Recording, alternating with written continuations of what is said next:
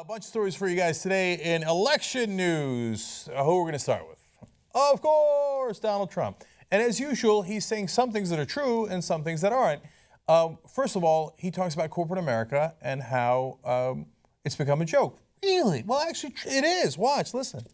I know companies very well, and the CEO puts in all his friends, and so you'll take a company like I could say Macy's or many other companies where they put in their friends as the head of the company, and they get whatever they want, because the friends love sitting on the board.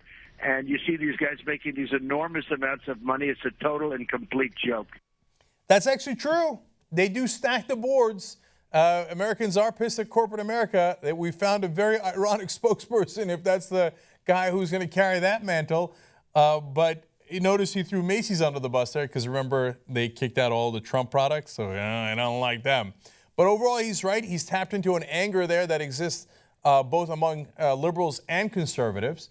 So now the question is, if you hire him to be president, is he going to do anything about it? So they asked him, hey, what would be your ideas for reforming this? Listen. Is there a reform agenda behind your candidacy? Well, the biggest reform is to get competent people. Oh, in other words, make me president, and that's that. There's no reform. So he points out all these problems with the money in politics, the corruption, corporate America, the corruption.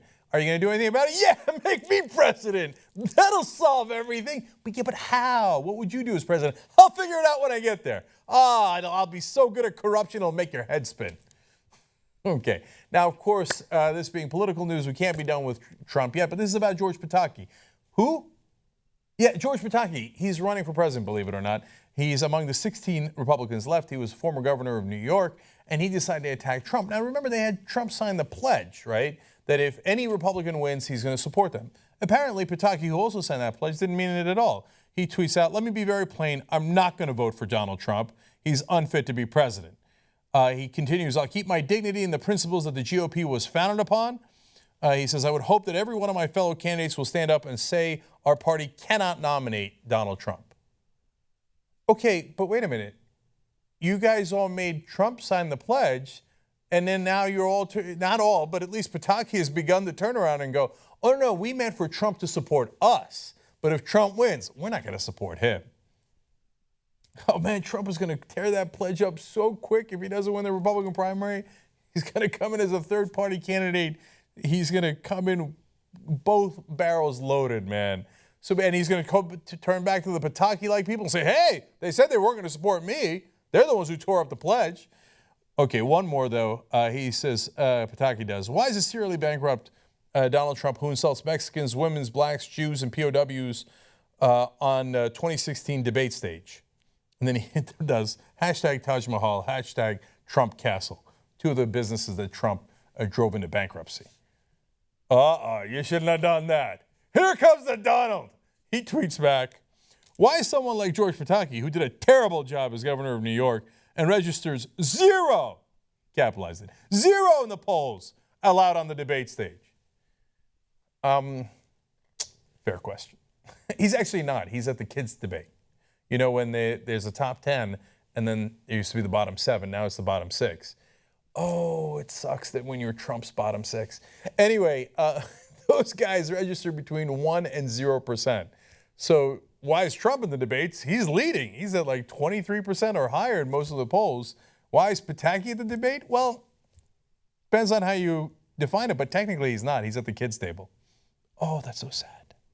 All right, finally, good news out of the election, even on the Republican side. John Kasich, the one reasonable Republican in the race, kind of, came out and said this whole idea of shutting down the government so that we don't fund Planned Parenthood, he's like, yeah, it's crazy talk. President Obama's going to veto it. That means we'd be shutting the government down when we have no chance of winning. Don't do that. That's pretty stupid. And the Americans will hate us and not him. Okay. This guy, what is he, crazy? Talking reasonably among the Republicans?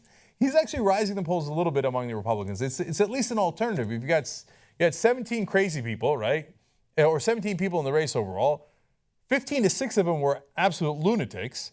And Kasich's like, I don't know, I'll run on the non-lunatic ticket and see if that works. It seems like a dangerous thing to do on the Republican side, but maybe, just maybe. By the way, understand though on the substance, you know, he might be smarter and more rational on the process, but on the substance, he's the same. He's like, don't get me wrong, I'd love to shut down Planned Parenthood. So he has the same exact agenda, lower taxes for the rich, bash the unions. He just sounds so much more reasonable doing it.